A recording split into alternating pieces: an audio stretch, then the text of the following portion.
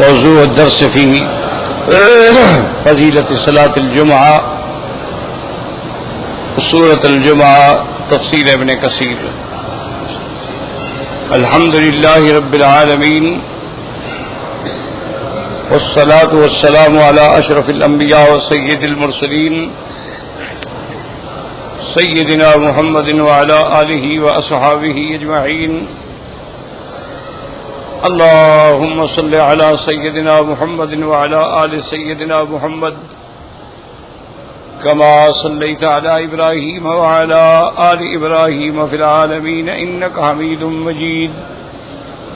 أعوذ بالله من الشيطان الرجيم. بسم الله الرحمن الرحيم.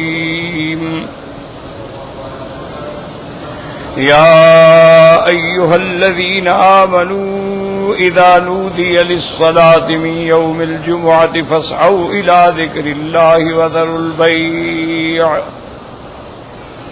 ذلكم خير لكم إن كنتم تعلمون.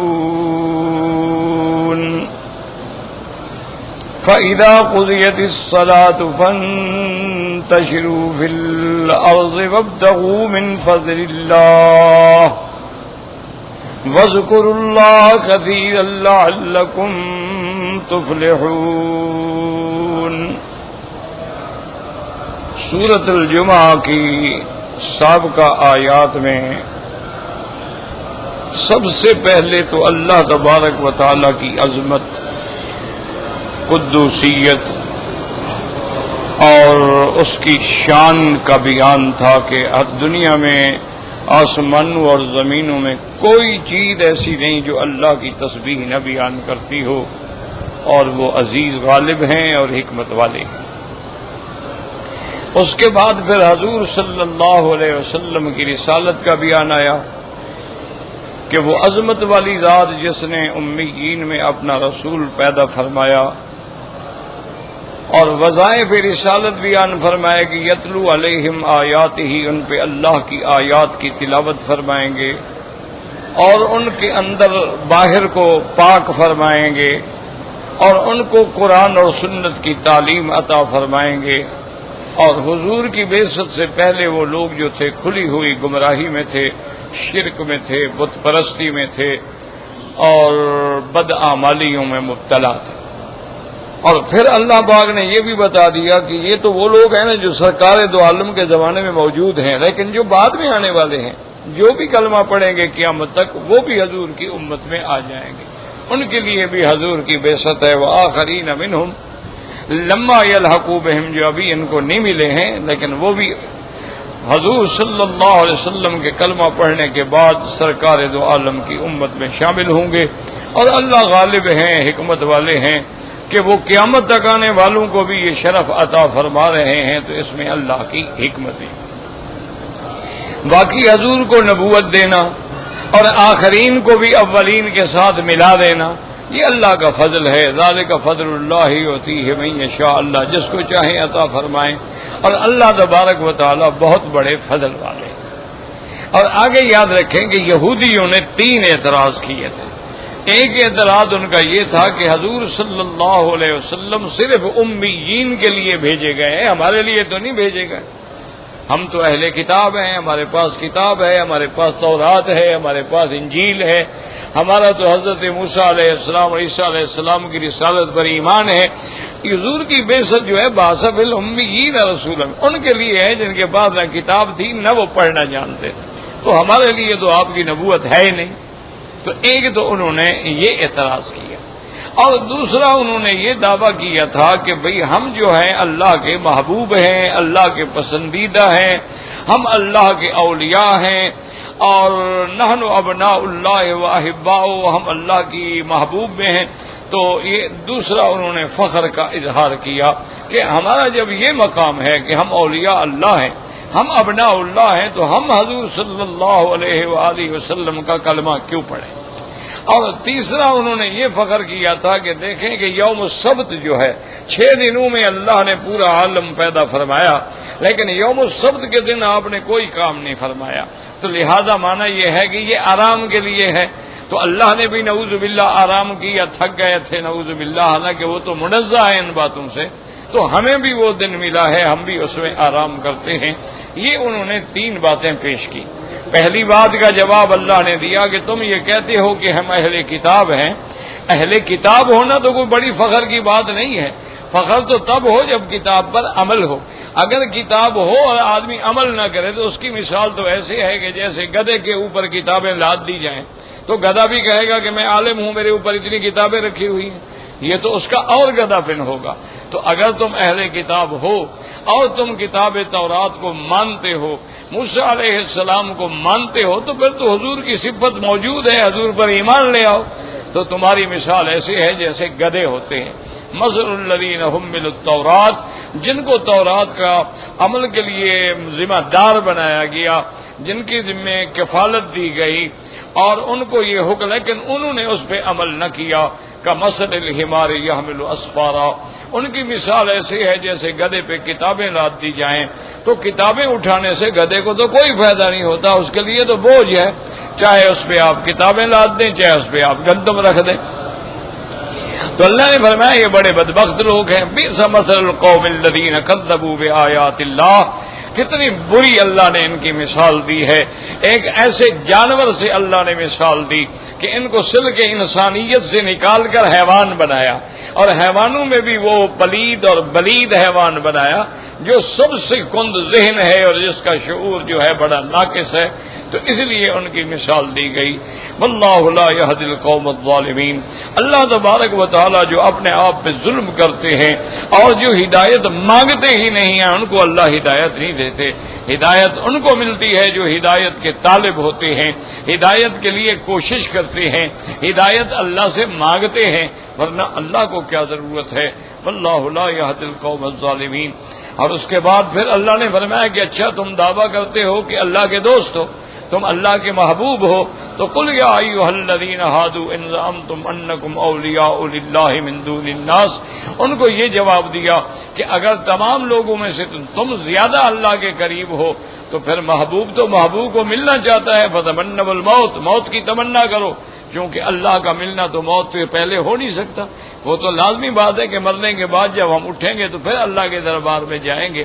فتمنوا الموت ان کنتم صادقین، اور آگے اللہ نے یہ بھی بتا دیا کہ میرے محبوب یہ کبھی نہیں مانگیں گے، ان کو پتہ ہے کہ ہم نے کیا اعمال آگے بھیجے ہیں۔ ولا يتمنونه بما قدمت ایدیہم واللہ علیم بالظالمین، اللہ تبارک و تعالی ان ظالمین کے ذرے ذرے کو جاننے والے ہیں، اسی کے مطابق پھر ان کو سزا دیں گے۔ اور یہ بھی بتلا دیا کہ تم موت جو نہ مانگو تو اس کا معنی یہ تھوڑا ہے کہ تم موت سے بچ جاؤ گے۔ قل ان الموت الذی تفرون منہ، جس سے تم بھاگ رہے ہو، فانہ ملاقیکم، وہ تو تمہیں ہر حال میں پہنچے گی۔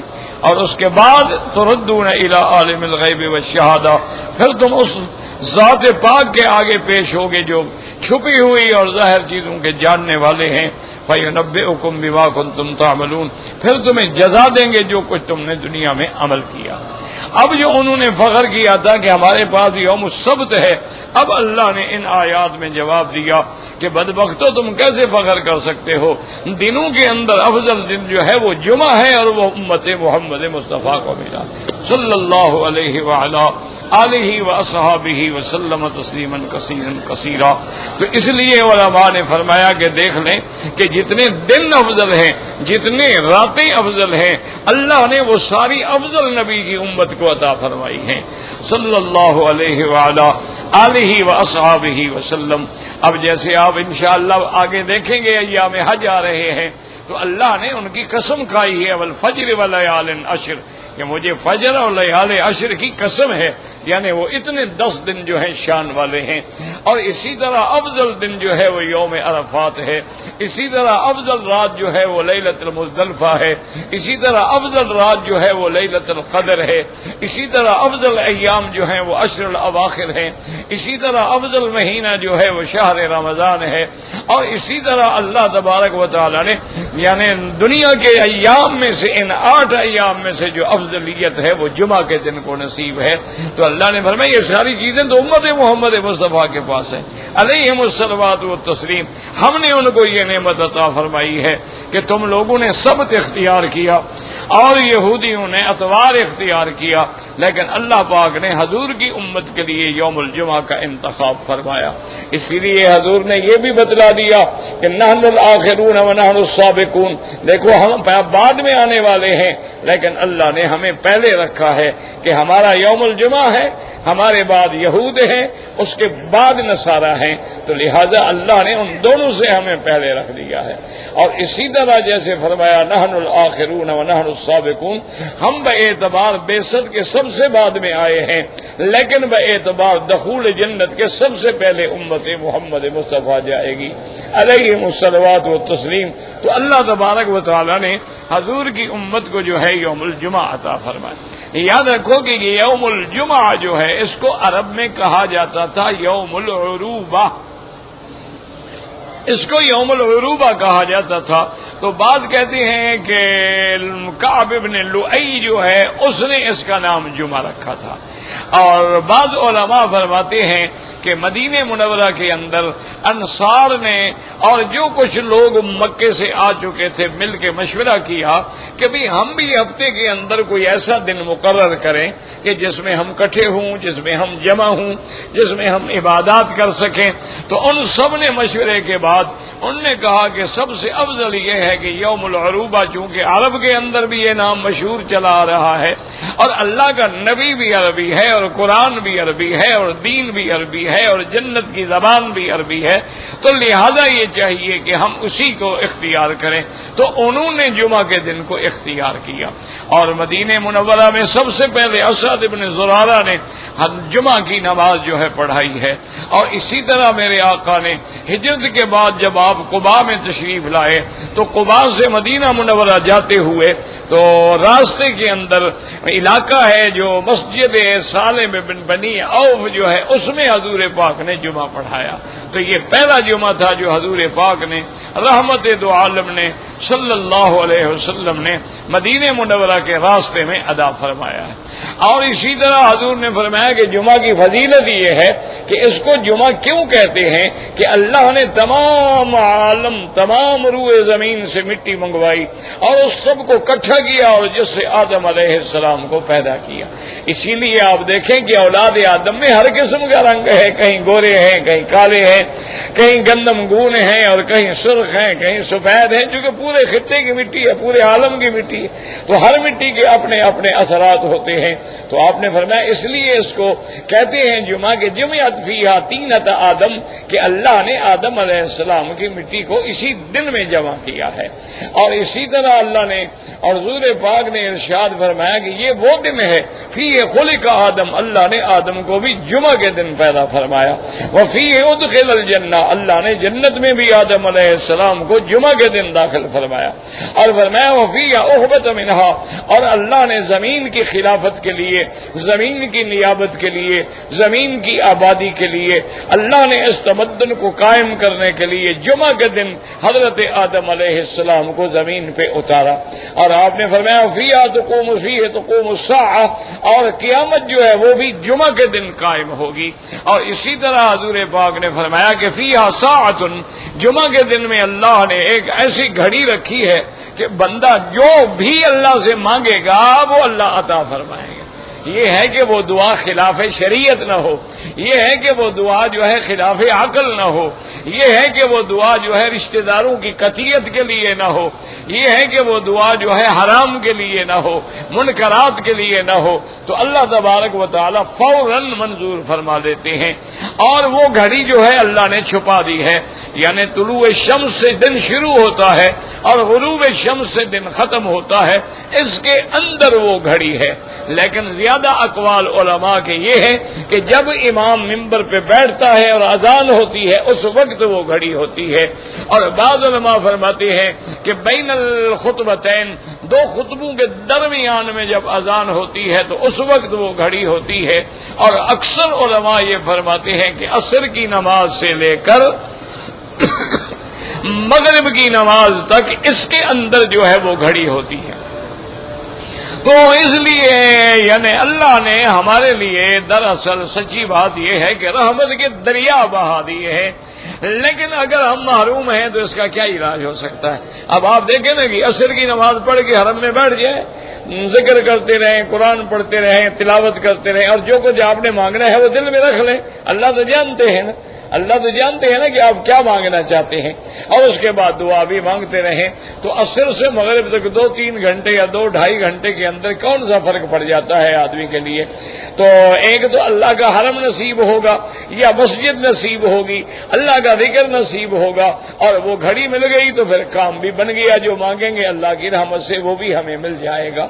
اور اسی طرح یاد رکھیں کہ یہ بھی جمعہ کے دن اللہ نے کیسی رحمت فرمائی کہ جو آدمی صبح غسل کر کے اچھے کپڑے پہن کے خوشبو لگا کے پیدل چل پڑے اور ممبر کے قریب آگے بیٹھے، اس کو ہر قدم پر اللہ 1 سال کے روزے اور 1 سال کے قیام اللیل کا ثواب دیتے ہیں۔ اب آپ کتنا قدم اٹھائیں؟ چلو جتنا چل سکتے ہیں اتنی چل لیں، جہاں گاڑی کھڑی کی کر لی، باقی پیدل آگے، تاکہ وہ پیدل چلنے کی سعادت تو نصیب ہو جائے۔ اس لیے علماء نے لکھا ہے کہ حج کے پیدل کرنے والوں کو ہر قدم پہ 700 حرم کی نیکی ملتی ہے، تو کوئی مشکل نہیں ہے۔ آپ زیادہ نہیں چل سکتے ہیں تو آپ جہاں گاڑی کھڑی کریں گے وہاں سے خیمے تک تو چلیں گے۔ اگر آپ مسجد کے قریب ہیں نماز پڑھنے پیدل چلے جائیں، اگر آپ جبل رحمت کے قریب ہیں تو وہاں جا کے دعا مانگنے کے لیے پیدل چلے جائیں، اگر آپ واپس آ رہے ہیں تو مزدلفہ کے لیے پیدل آ جائیں، یا اگر آپ مزدلفہ پہنچ گئے ہیں تو مینا تک کے لیے پیدل آ جائیں۔ اچھا نہ بھی چاہیں تو رمی جمرات کے لیے تو پیدل آئیں گے۔ تو اللہ نے انتظام کر لیا ہے کہ میرے بندوں کو ہر حال میں رحمتیں ملیں، میرے بندوں کو ہر حال میں نیکیاں ملیں، یہ رحمت کے دریا بہ رہے ہیں۔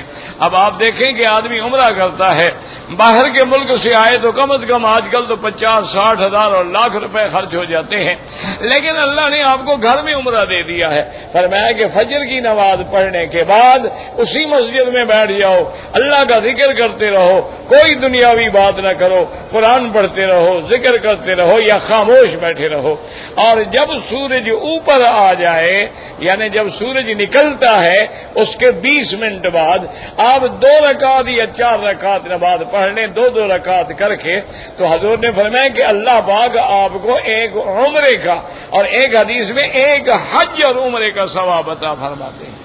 اور ایک حدیث میں یہ بھی آیا ہے تامتن تامتن تامتن، پورا حج پورے عمرے کا ثواب نصیب ہوگا۔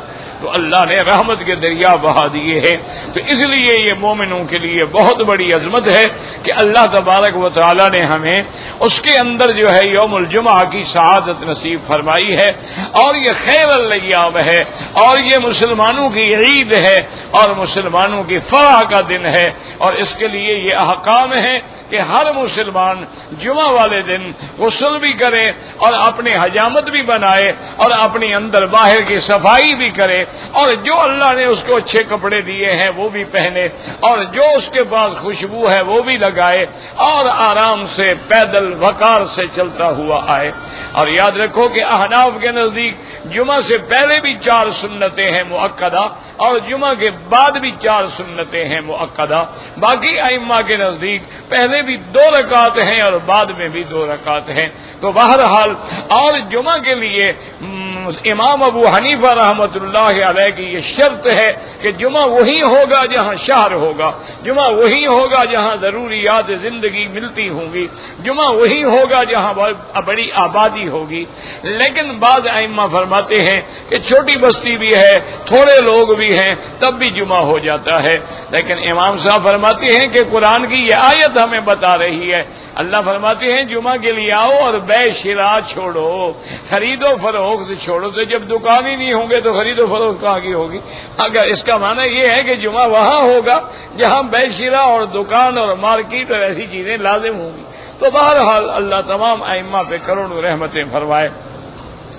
تو اللہ نے حکم دیا اذا نودی للصلاۃ، یاد رکھو نودیہ کا معنی ندا سے ہے، ندا کا معنی ہے پکارنا، جیسے نادا اصحاب النار اصحاب الجنہ، نادا اصحاب الجنت اصحاب النار، اسی طرح نودو ان تلکم الجنت اورثتموها، اسی طرح ینادونہم الم نکم معکم، اسی طرح ونادوا یا مالک لیقض علینا ربک، تو ندا مانا پکارنا، لیکن جب آگے نماز کا لفظ آ گیا تو معلوم ہوا اس سے مراد اذان ہے، کہ اذان جو ہے وہ بھی ایک اعلان ہے، اذان جو ہے وہ بھی ایک ندا ہے، اذان جو ہے وہ بھی ایک پکار ہے، کہ اللہ تبارک و تعالیٰ کے حکم سے 5 وقت ہمیں پکارا جاتا ہے، حی علی الصلاۃ، حی علی الصلاۃ، حی علی الصلاۃ، حی علی الفلاح، حی علی الفلاح، اور صبح کو تو ہمیں جگایا بھی جاتا ہے، الصلاۃ خیر من النوم، الصلاۃ خیر من النوم،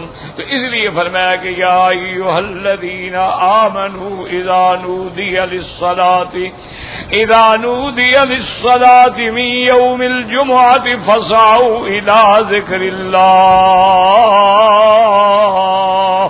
یاد رکھیں من یوم الجمعۃ، بعض علماء فرماتے ہیں کہ یہ من جو ہے یہ بیانیہ ہے، اس کو کہتے ہیں من بیانیہ، کیونکہ من یاد رکھو ابتدائیہ بھی ہوتا ہے اور من جو ہے وہ بیانیہ بھی ہوتا ہے، ابتدائیہ، جیسے سبحان الذی اسری بعبدہ لیلا من المسجد الحرام الی المسجد الاقصی، تو من ابتدائی ہے کہ ابتدا کہاں سے ہوئی؟ مسجد الحرام سے، انتہا کہاں سے ہوئی؟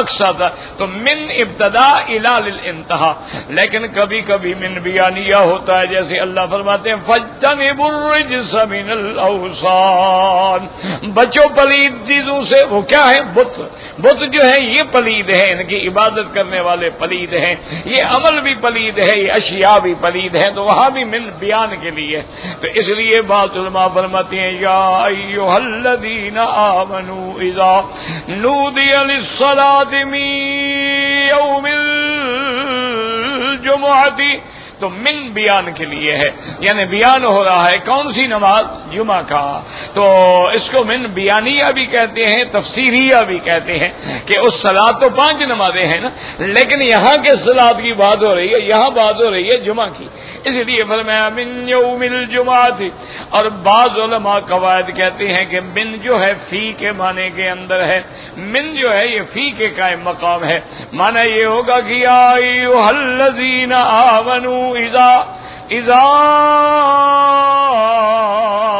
نودی للصلاۃ من یوم الجمعۃ، یعنی فی یوم الجمعۃ، وہ کہتے ہیں کہ من جو ہے فی کے معنی میں ہے، اور یہ قرآن میں ہوتا ہے کہ کبھی فی علی کے معنی میں ہوتا ہے، قل سیروا فی الارض، تو اب زمین کے اندر تو کوئی نہیں چل سکتا نا، تو یہاں فی علی کے معنی میں ہے، قل سیروا فی الارض فانظروا کیف کان عاقبۃ المکذبین، تو اس سے مراد ہے کہ سیروا علی الارض، زمین کے اوپر چلو، دیکھو کہ پہلی قومیں گزری ہیں کیا ان کا احوال ہے، تو فی بمانے علی ہے، وَلَأُصَلِّبَنَّكُمْ فِي جُذُوعِ النَّخْلِ، تو وہاں بھی فی بمانے علی ہے، وَلَأُصَلِّبَنَّكُمْ عَلَى جُذُوعِ النَّخْلِ، تو اس لیے بعض علماء فرماتے ہیں کہ یہاں من جو ہے وہ فی کے معنی میں ہے،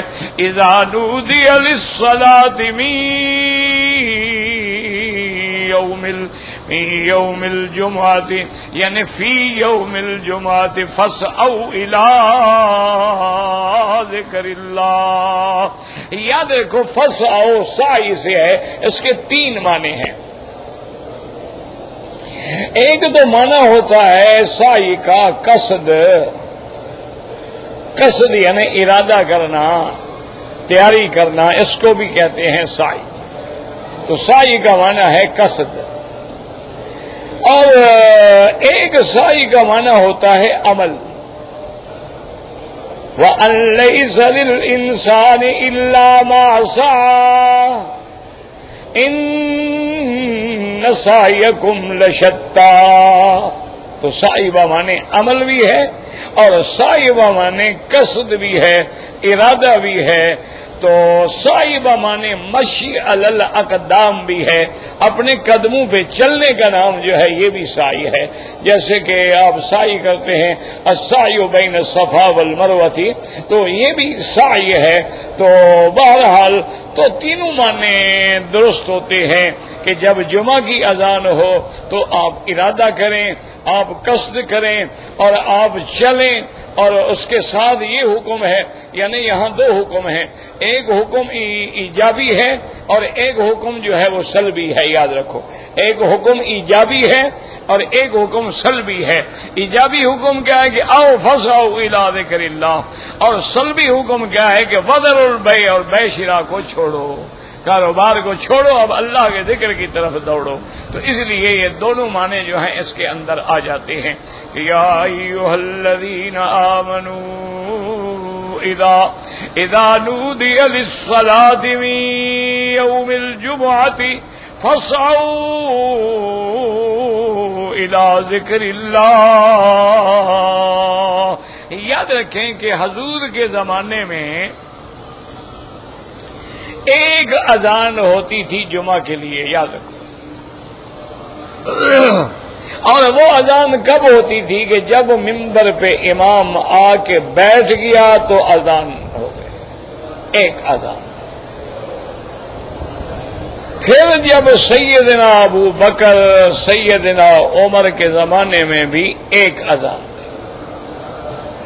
پھر سیدنا عثمان رضی اللہ تعالی عنہ کے زمانے میں چونکہ الحمدللہ مدینہ منورہ کی آبادی بڑھ گئی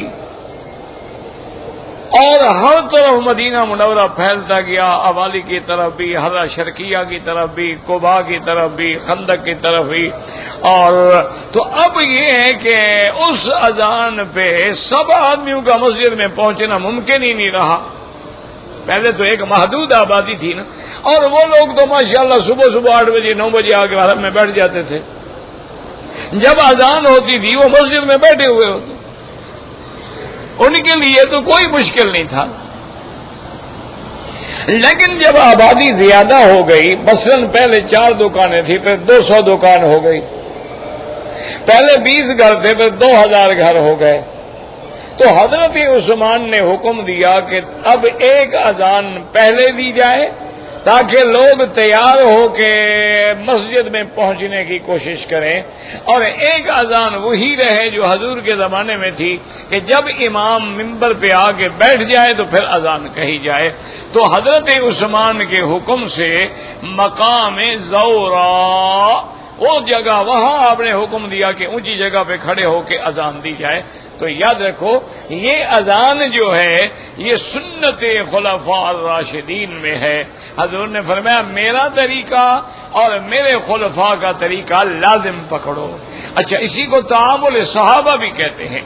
تو اس لیے تعامل صحابہ جو ہے وہ بھی حجت ہے شریعت کے اندر، یعنی جو عمل صحابہ نے کیا ہے وہ بھی حجت ہے، جیسے حضور کی سنت مبارک حجت ہے. علیکم سنتی و سنت الخلفاء الراشدین المہدیین تمسکوا بها وعضوا علیہا بالنواجذ. حضور نے فرمایا میرے خلفاء کی سنت کو بھی لازم پکڑو. اور اللہ نے بھی حضور کے صحابہ کو، تعامل صحابہ کو نمونہ بنا دیا.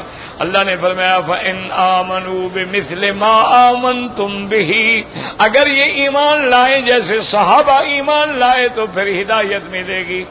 اسی طرح اللہ نے فرمایا اِذَا قِيلَ لَهُمْ آمِنُوا كَمَا آمَنَ النَّاسُ، جب ان کو کہا جاتا ہے ایمان لاؤ جیسے لوگ یعنی صحابہ ایمان لے آئے ہیں. تو یاد رکھیں تعامل صحابہ جو ہے وہ حجت ہے، ورنہ پھر آپ کو اللہ نہ کرے دین کے کئی چیزوں کا انکار کرنا پڑے گا.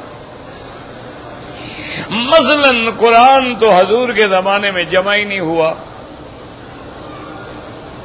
تو اگر صحابہ کا عمل حجت نہ ہو پھر تو دشمن کہہ سکتا ہے نا، جیسے شیعہ کہتے ہیں جی یہ تو صحابہ 3 صحابہ کا لکھا ہوا ہے، انہوں نے جمع کیا تھا اور جو اصل تھا ان کو تو جلا دیا انہوں نے. تو اگر تحمل صحابہ حجت نہیں ہے تو پھر تو آپ جمع قرآن کو بھی ثابت نہیں کر سکتے.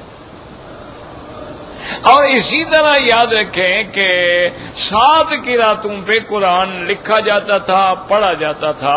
اب حضرت عثمان رضی اللہ تعالی عنہ گھبرا گئے کہ بھئی اب تو الحمدللہ اسلام پھیل گیا، کیسر، کسرا، روم، اسپانیہ، ماورا النہر تک اسلام چلا گیا، یہ تو لوگ ایک ایک قرات پہ لڑیں گے.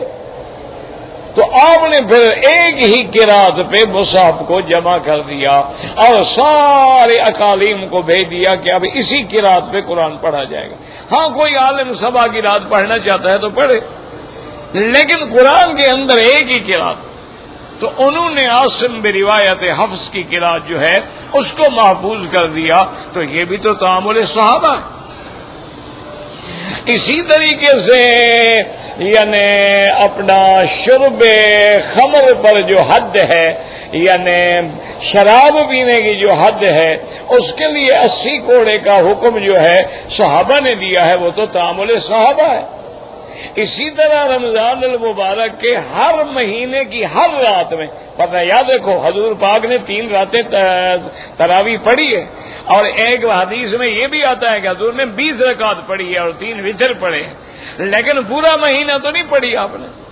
تو یہ پورے مہینے والا حکم جو ہے یہ تو حضرت عمر نے دیا اور ایک امام کے پیچھے دیا اور 20 تراویح اور 3 وتر، اور اس پہ تمام صحابہ کا اجماع ہو گیا. تو یہ بھی تعامل صحابہ ہے، یعنی اس پر بھی عمل صحابہ جو ہے اس سے اللہ تبارک و تعالی نے ہمارے لیے ہدایت کے راستے کھولے ہیں.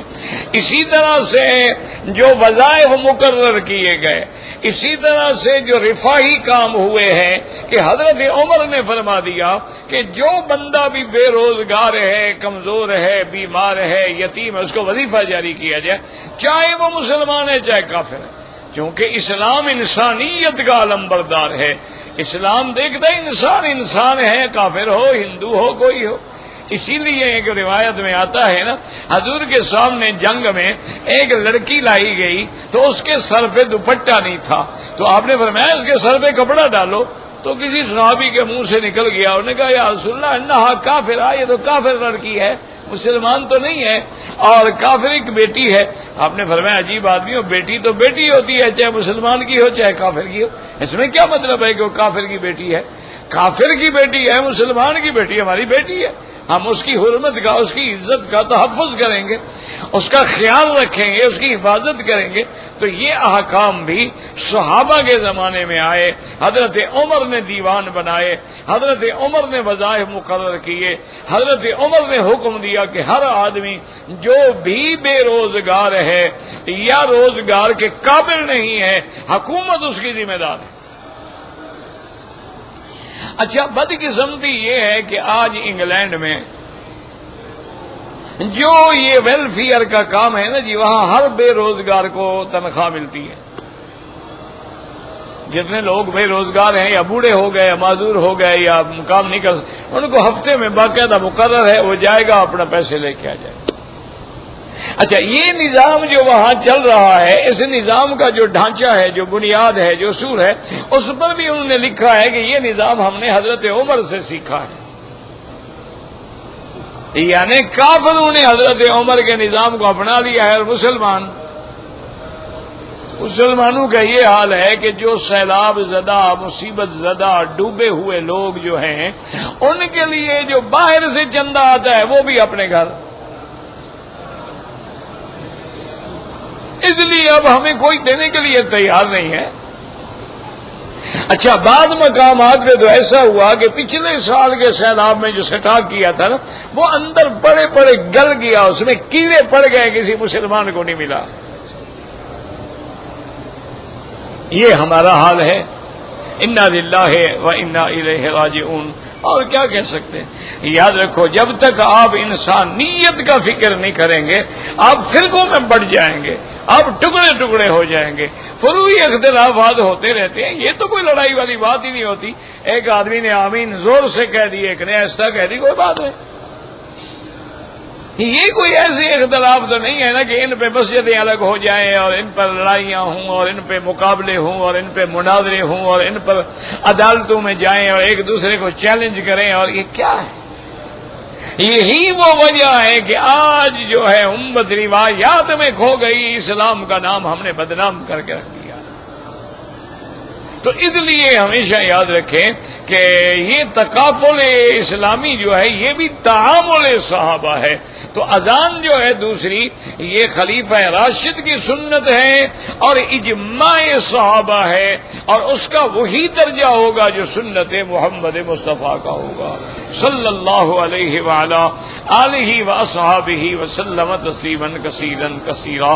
تو لہذا جمعہ کے دن جو ہے 2 اذانیں ہیں، اور جمعہ کی شرائط میں یہ بھی ہے کہ آپ ایک ایسی جگہ پر جمعہ پڑھیں، ورنہ دیکھو نا جی، اگر ہر چھوٹی مسجد میں بھی جمعہ ہو تو پھر جمعہ کا اور باقی نمازوں کا فرق کیا رہا؟ ایک آخر اللہ نے عقل بھی تو دیا ہے نا، آخر عیدین ہیں، حج ہے، جمعہ ہے، تو اگر اس کے اندر کوئی فرق ہی نہ ہو کہ جہاں کھڑے ہو 4 آدمی ہو 10 آدمی ہو 20 آدمی جمعہ پڑھ لو، تو پھر اس جمعہ کی جو اجتماعیت والا مقصد تھا وہ تو حل ہی نہیں ہوگا، جس کے لیے جمعہ کو جمعہ کہا گیا کہ تاکہ اجتماع مسلمین ہو۔ اچھا، اسی لیے ایک آگے حکم آیا کہ وذروا البیع، کہ جب جمعہ کی اذان ہو تو تم بیع، اصل بیع کا معنی ہے بیچنا، لیکن علماء فرماتے ہیں یہاں بیع کا لفظ جو ہے نا بیع شراء، لینا دینا بند کرو، خریدنا بھی بند کرو، بیچنا بھی بند کرو، لیکن اللہ نے فرمایا وذروا البیع، بیچنا بند کرو۔ تو معنی یہ تھا کہ بیچنے والے تو تھوڑے ہوں گے نا، دکان مثلا 100 دکان، خریدنے والے تو 2000 آدمی ہیں، تو جب تم دکان بند کر دو گے تو خریداری تو خود بخود بند ہو گئی نا۔ اس لیے اللہ نے حکم دیا کہ وذروا البیع، اب بیع جو ہے وہ بند کرو۔ اچھا، بعض علماء یہ کہتے ہیں، امام شافعی رحمت اللہ علیہ بھی فرماتے ہیں کہ ہم سودا بیچ رہے تھے، بھئی ہے نا کتنے کی؟ انہوں نے کہا 10 ریال کی، انہوں نے کہا یار 9 لے لو، اس نے کہا نہیں جی میں 10 کی اذان ہو گئی، تو کہتے ہیں اس کے بعد اس نے وہ 10 ریال دے دی اور اینک لے لی، تو کہتے ہیں سودا تو ہو جائے گا، بیع تو ہو جائے گی، لیکن گناہگار ہے کہ اس نے اللہ کے حکم کا خلاف کیا۔ وہ کہتے ہیں کہ اب بیع تو ہو گئی کہ اس نے پیسے دے دیے اور ایک چیز جو ہے اپنی لے لی، وہ کہتے ہیں بیع ہو جائے گی لیکن کرنے والا گناہگار ہے۔ اور ایک قول میں امام مالک رحمت اللہ علیہ فرماتے ہیں کہ بیع ہوگی ہی نہیں، بیع حرام ہے۔ اللہ نے یہ فرمایا وذروا البیع، بیع چھوڑو، تو اس نے کیوں کی؟ لہذا بیع منعقد بھی نہیں ہوگی۔ تو اس لیے علماء فرماتے ہیں احتیاط اسی میں ہے کہ آدمی لینا بھی دینا بھی خریدنا بھی ہر چیز جو ہے وہ چھوڑ دے۔ اور اللہ کا تبارک و تعالیٰ کی شان دیکھیں کہ ظہر کی نماز میں 4 رکعت ہیں، ظہر کی نماز میں 4 رکعت، اور جمعہ کی رکعت کتنے ہیں؟ 2 رکعت ہیں، لیکن وجہ کیا ہے کہ 2 رکعت کے قائم مقام خطبہ آ گیا، خطبہ جو ہے گویا وہ 2 رکعتوں کے قائم مقام آ گیا، تو ظہر میں ہم 4 پڑھیں گے اور جمعہ والے دن جو ہے ہم 2 رکعت پڑھیں گے۔ اچھا، اسی طرح یہ بھی یاد رکھیں کہ حضور سرکار دو عالم رحمت دو عالم کے زمانے میں جمعہ جو ہے یعنی نماز پہلے پڑھی جاتی تھی اور خطبہ بعد میں دیا جاتا تھا۔ جیسے عید کی نماز ہم پڑھتے ہیں، نماز پہلے ہوتی ہے اور خطبہ بعد میں ہوتا ہے، لیکن بعد میں اللہ کے پیغمبر نے حکم دے دیا کہ عیدین میں تو اسی طرح رہے گا، لیکن جمعہ والے دن خطبہ پہلے ہوگا اور نماز جو ہے وہ بعد میں ہوگی۔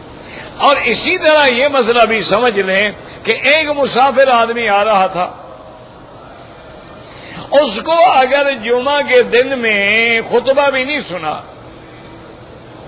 لیکن نماز میں 1 رکعت مل گئی تو وہ جمعہ پڑھے گا، اس کو گویا جمعہ مل گیا، کیونکہ حدیث مبارک میں ہے کہ من ادرک الرکعت فقد ادرک الجماعہ، کہ جس کو 1 رکعت مل گئی تو اس کو گویا جماعت مل گئی۔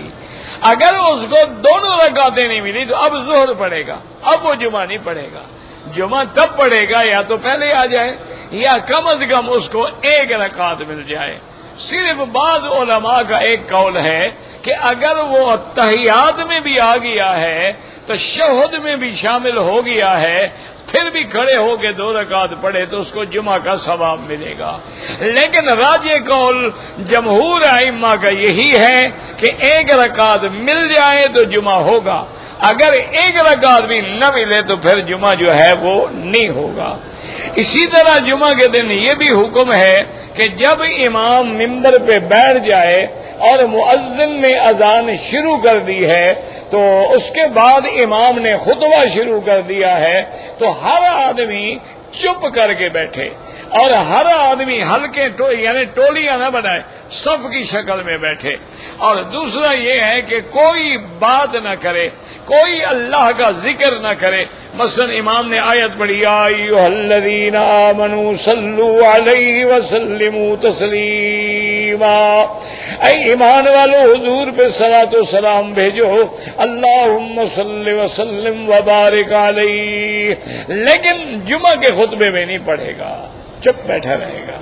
اور اسی طرح سے اگر امام جمعہ میں دعا مانگ رہے ہیں تو یہ نہیں کہ ہاتھ اٹھا لیا آمین آمین آمین، جمعہ بھی ختم ہو گیا، ضائع ہو گیا، تو لہذا نہ ہاتھ اٹھائے گا اور نہ آمین آمین کہے گا، بلکہ دل کے اندر کہتا رہے گا کہ یا اللہ دعا قبول فرما۔ آمین یعنی دل کے اندر تو تدبر کرے گا لیکن زبان سے نہیں کہے گا۔ اور اسی طرح حدیث مبارک میں ہے کہ آپ جمعہ کے خطبہ سن رہے ہیں اور ایک آدمی قصے کہانیاں کر رہا ہے، باتیں کر رہا ہے، تو آپ نے اس کو کہا بھی چپ کرو، یہ کیا شور کر رہے ہو، تو تمہارا ثواب بھی ختم ہو گیا۔ یعنی اس وقت تمہیں تبلیغ کرنا بھی منع ہے، حالانکہ تبلیغ ایک ایسی چیز ہے کہ ہر حال میں ہمیں کرنی ہے۔ امر بالمعروف ہم نے ہر حال میں کرنا ہے، نہی عن المنکر ہم نے ہر حال میں کرنا ہے، بھلائی کا حکم دینا ہے، برائی سے روکنا ہے، لیکن اللہ فرماتے ہیں کہ نہیں، بالکل خاموش رہو۔ حکمت ہے کہ تم اس کو کہو کہ چپ کرو، وہ کہے گا کیوں جی کیوں چپ کروں، اور یار جمعہ ہونا چھوڑو یار، میں پتا لگا تم بڑے مولوی آ گئے تو بات بڑھے گی نا۔ تو اس لیے اسلام نے کہا اس کو جو کر رہا ہے اس کو کرنے دو، اس کا ثواب تو ضائع ہو گیا ہے، تم اپنا تو ضائع نہ کرو نا۔ ایک آدمی نے تو اپنا ثواب ضائع کر دیا ہے، اس کی فضیلت جمعہ تو ختم ہو گئی، لیکن تم اس کو ختم نہ کرو، خاموشی کے ساتھ سنو، خاموشی کے ساتھ بیٹھو۔ اسی لیے حکم ہے کہ جب امام خطبہ پڑھے تو تمہیں پڑھنے کی بولنے کی اجازت ہی نہیں ہے۔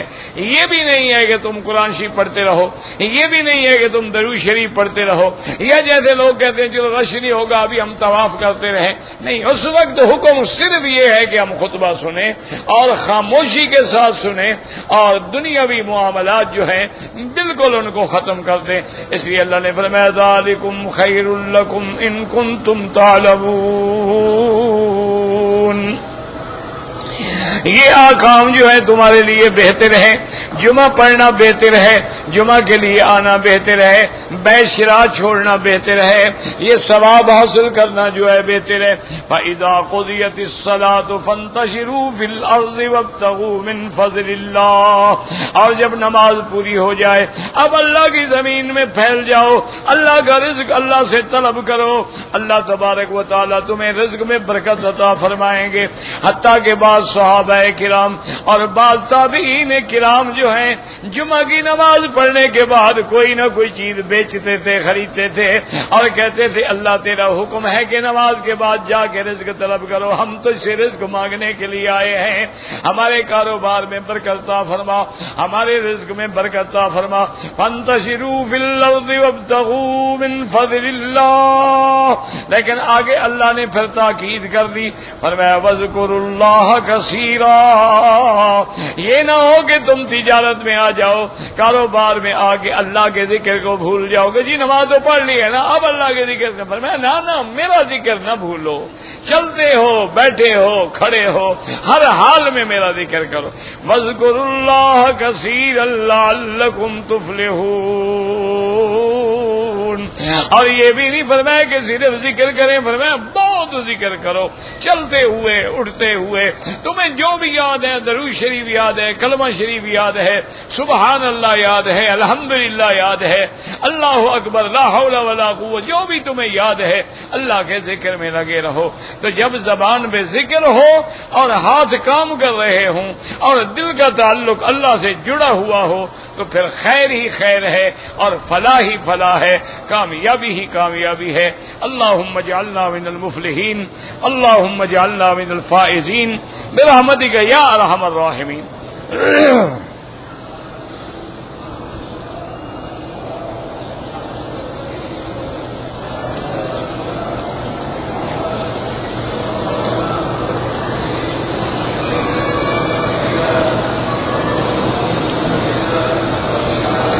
کہتے ہیں جی کہ میں نے سنا ہے کہ جس آدمی کو اللہ نے حج کرنے کی طاقت دی ہے، پیسہ، صحت، ذریعہ، اور حج نہ کرے تو یہودی ہو کے مرے، یہ تم نے سنا نہیں، یہ حدیث ہے۔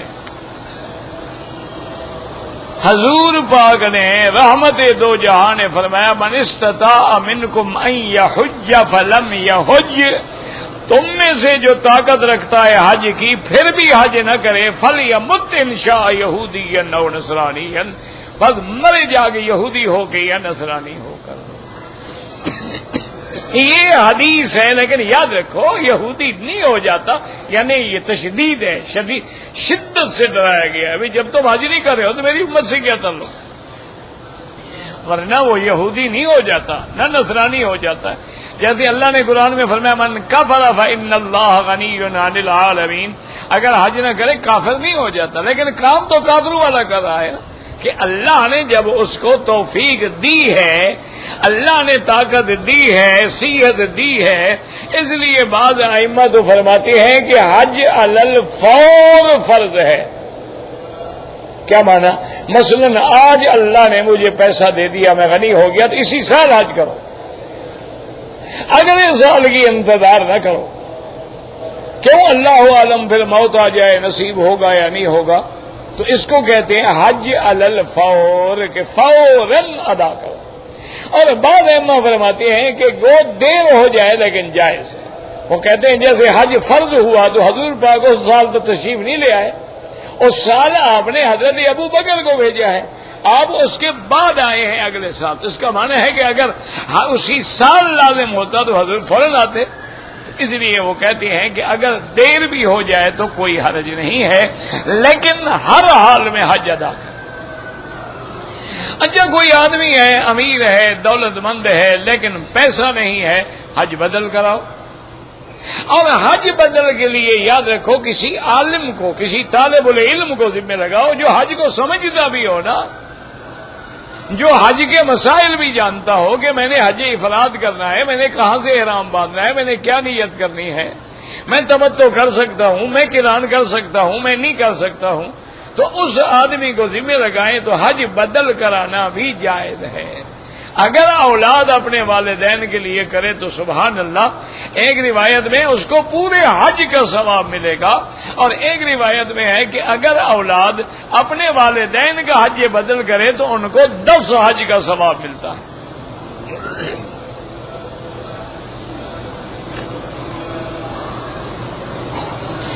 حنفی مسلک میں عصر سے پہلے اور عشاء سے پہلے جو سنتیں ہیں یہ غیر مؤکدہ ہیں، باقی 2 کر کے پڑھو، 4 کر کے پڑھو، کوئی مسئلہ نہیں ہے۔ اللہ کے بندے یہ کوئی لڑائی والی بات نہیں ہے، یہ افضلیت غیر افضلیت کی بات ہے۔ ان جھگڑوں میں خدا کے لیے حضور کی امت کو نہ ڈالو،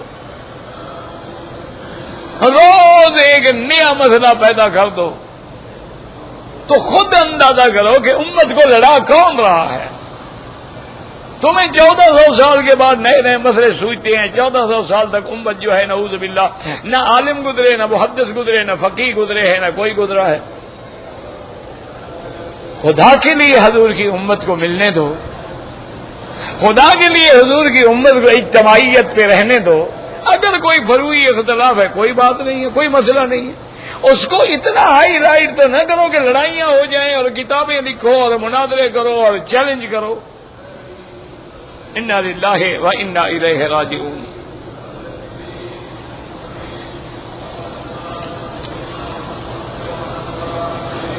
کہتے جی کسی انسان پہ جادو ہو جائے تو سورۃ البقرہ کی تلاوت کرے، سورۃ البقرہ سنا کرے، سورۃ البقرہ پانی پہ دم کر کے غسل کرے، اللہ رحمت فرمائیں گے۔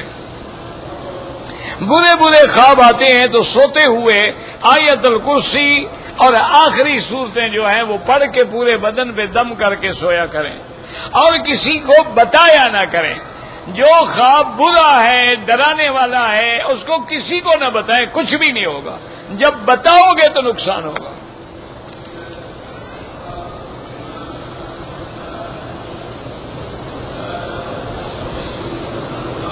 کہتے میری بہن پہ حج فرض تھا، وہ بیچاری فوت ہو گئی ہے، انہوں نے حج نہیں کیا، تو میں اپنی بہن کی طرف سے حج بدل کر سکتا ہوں؟ بالکل کر سکتے ہیں، بالکل کر سکتے ہیں، بلکہ کرنا چاہیے۔ اس کا شوہر نہیں کرتا تو بس اللہ ہدایت دے، لیکن تمہاری اگر اللہ تمہیں توفیق دے تمہیں بھی پورا حج مل جائے گا اور تمہاری بہن کا حج بھی ادا ہو جائے گا۔ اچھا، اس میں صرف ایک بات کا خیال رکھا کریں، مثلا تیری بہن پہ حج فرض ہے، اب امام ابو حنیفہ فرماتے ہیں کہ تیری بہن کراچی میں رہتی ہے یا لاہور میں یا کہیں، وہیں سے آدمی آگے حج کرے، یہاں سے اس نے آنا تھا۔ نفلی حج ہے وہ تو مکے میں رہنے والا بھی کوئی کر سکتا ہے،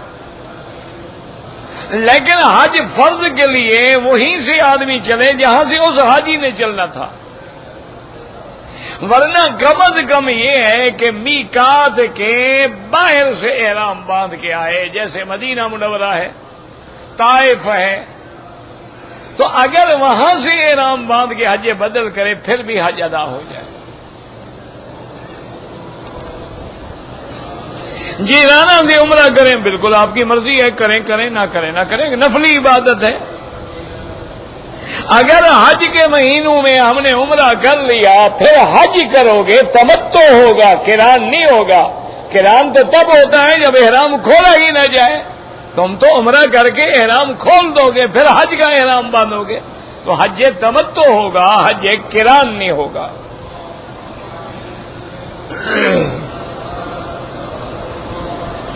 مکے میں رہنے والوں کے لیے افضل یہ ہے کہ اشہر حج میں عمرہ نہ کریں، حج افراد کریں۔ ہاں اگر مجبوری ہے، چھٹی پہ چلا گیا، اب واپس ملک سے آ رہا ہے، احرام باندھ کے عمرہ کر لیا ہے، حج تمتع ہو جائے گا بس، اور تو کوئی جھگڑا نہیں ہے۔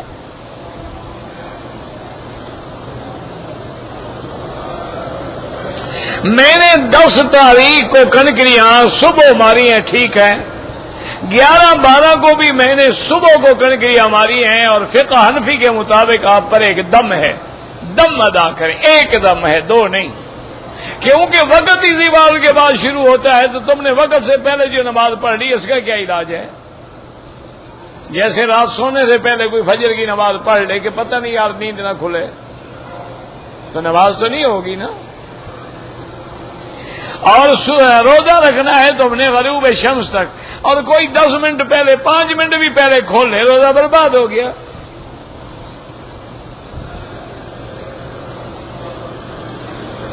زوال سے کیا مراد ہے؟ جب سورج ڈھل جائے اس کو کہتے ہیں زوال۔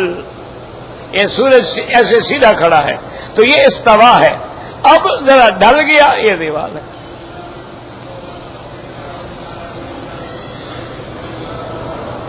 ائمہ اربعہ کے نزدیک داڑھی کی مقدار 1 مشت ہے۔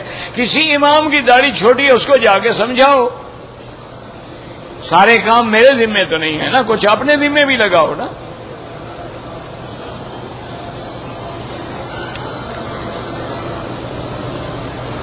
کہتے جی کہ میں نے دوسری شادی کرنی ہے تو پہلی بیوی سے اجازت لینا ضروری ہے یا نہیں ہے؟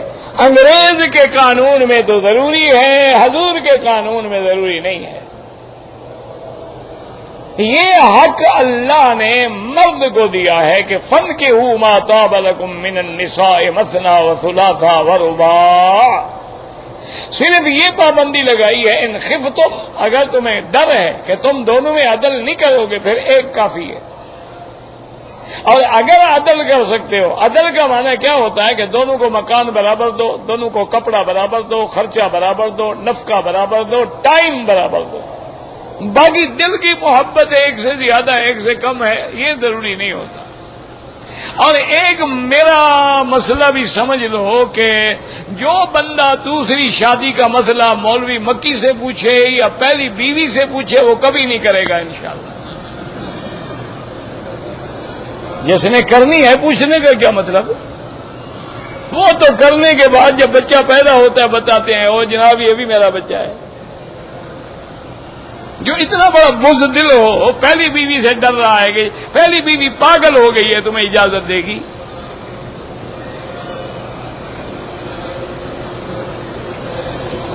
بیوی کی اجازت کے بغیر میں نے شادی کر دی، ہو گیا جناب، نکاح بھی ہو گیا، سب کچھ ہو گیا، مزید پکا کرنا ہے تو پہلی بیوی کو بتا دو تاکہ جو ڈنڈے شنڈے کھانے ایک دفعہ کھا لو۔ کب تک ایسے چھپتے رہو گے؟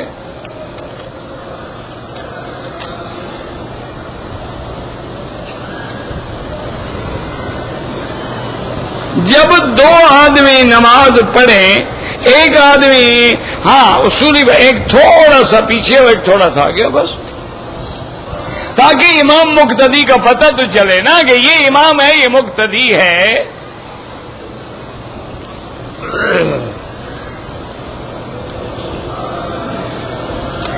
میں نے شوال میں اپنے مرحوم رشتہ دار کے لیے عمرہ کیا ہے، تو کوئی بات نہیں، آپ حج کر سکتے ہیں، یہ کیا بات ہے کہ جو عمرہ کر لے حج نہیں ہے؟ بات کہتے ہیں جو عمرہ کر لے حج لازم ہے۔ اللہ کے بندے سمجھو، زندگی میں حج ایک دفعہ فرض ہے، اب اس کے بعد آدمی عمرہ کرتا رہتا ہے، حتیٰ کہ یکم ذی الحج کو بھی عمرہ کر لے، حج نہیں کرتا، اس کی مرضی ہے۔ 9 عرفات کے دن بھی نہیں اچھا عرفات میں کھڑا کام کر رہا ہے، حج نہیں کرتا، کوئی ضروری نہیں، چونکہ حج زندگی میں ایک دفعہ فرض ہے، باقی نفلی عبادت ہے، کرے گا ثواب ہے، نہیں کرے گا تو کوئی گناہ نہیں، نہ ہمیں اعتراض کرنے کا حق ہے۔ اور بعض لوگ سمجھتے ہیں کہ اگر ہم نے شوال کے مہینے میں عمرہ کر لیا اشہر حج میں، حج فرض ہو گیا۔ حج اس وجہ سے فرض نہیں ہوتا، وہ تو پہلے فرض ہے، صاحب دولت عمرہ کرے نہ کرے اس میں تو حج فرض ہے۔ اگر آپ حج کر چکے ہیں آپ پہ حج فرض نہیں ہوتا۔ اچھا آپ نے حج بھی نہیں کیا لیکن آپ کو یہاں رہنے کی اجازت نہیں ہے قانونی، کوئی رہنے نہیں دے گا تو کیسے حج فرض ادا کریں گے آپ واپس جائیں، جب اللہ توفیق عطا فرمائیں گے پھر آ جائیں حج پہ، آگے اپنا حج ادا کریں، کیوں بلا وجہ اپنے آپ کو بھی پریشانی میں ڈالیں؟ تو اس لیے مسائل جو ہیں مہربانی کر کے خود نہ گھڑے کریں، یا کوئی حج کی کتاب لے لیں اس کو پڑھیں۔ اچھا کہیں مسئلے کا اختلاف ہے، کتاب شافعی کی لکھی ہوئی ہے، حنبلی کی لکھی ہوئی ہے، حنفی کی لکھی ہوئی ہے، تو نشان لگا لیں، عالم سے جا کے سمجھ لیں۔ اب ساری کتاب یا سارے مسئلے تو عالم نہیں سمجھا سکتا، اس سے تو آپ ضرورت کتابیں جو سمجھ نہ آئے وہ آ کے سمجھ لیں۔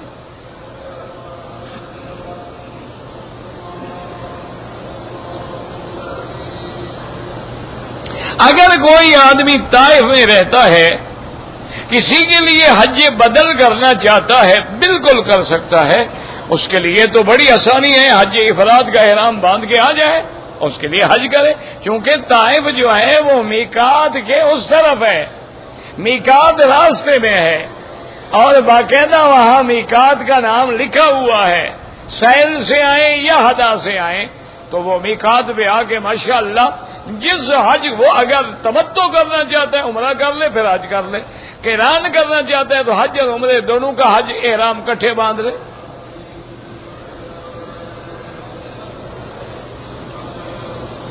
جو لوگ مکے میں رہتے ہیں یا مثلا جدے میں رہتے ہیں یا مثلا بحرہ میں رہتے ہیں، یعنی میقات کے اندر رہتے ہیں، یوں سمجھ لو ادھر ہے طائف، ادھر ہے یلملم، ادھر ہے مدینہ منورہ، ادھر ہے قرن المنازل، ادھر ہے جوفا، اس کے اندر جو رہنے والے ہیں ان کا حج مفرد ہے کہ وہ 8 تاریخ کو सिर्फ हज की नीयत से एहराम बांधे, लब्बैक पढ़ते हुए अल्लाह तबारक व तआला के अहकाम के मुताबिक मिना जाए और मिना के बाद अरफात, फिर मुजदलफा, 10 को आगे कनकरी मारे, सर मुंडाए, एहराम खोल दें। उनके लिए कुर्बानी हज की बकरी वाजिब ही नहीं है, करना चाहो तो कर दो।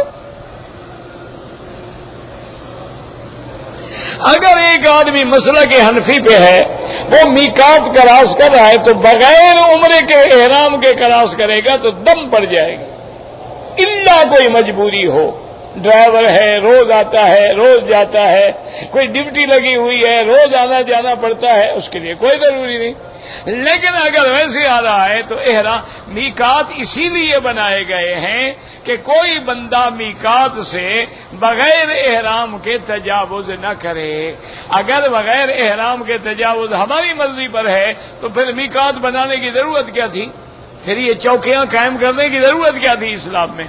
इस्लाम ने जो 5 मीकात मुअय्यन किए हैं, उसका माना ये है कि अल्लाह के काबे की हुर्मत है, कोई बंदा मीकात से बगैर एहराम के ना आए।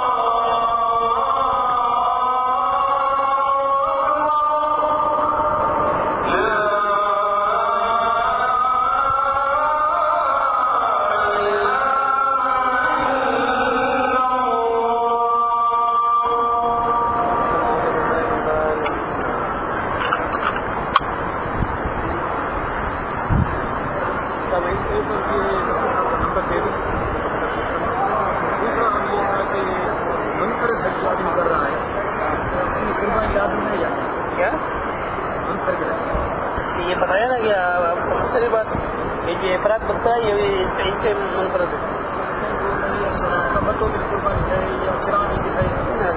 افراد حج میں دکھائی بعض اگر نہیں سمجھتے کہ میں کیا کہوں یہ افراد جو بتا رہا ہے اس کو قربانی نہیں ہے بتایا نا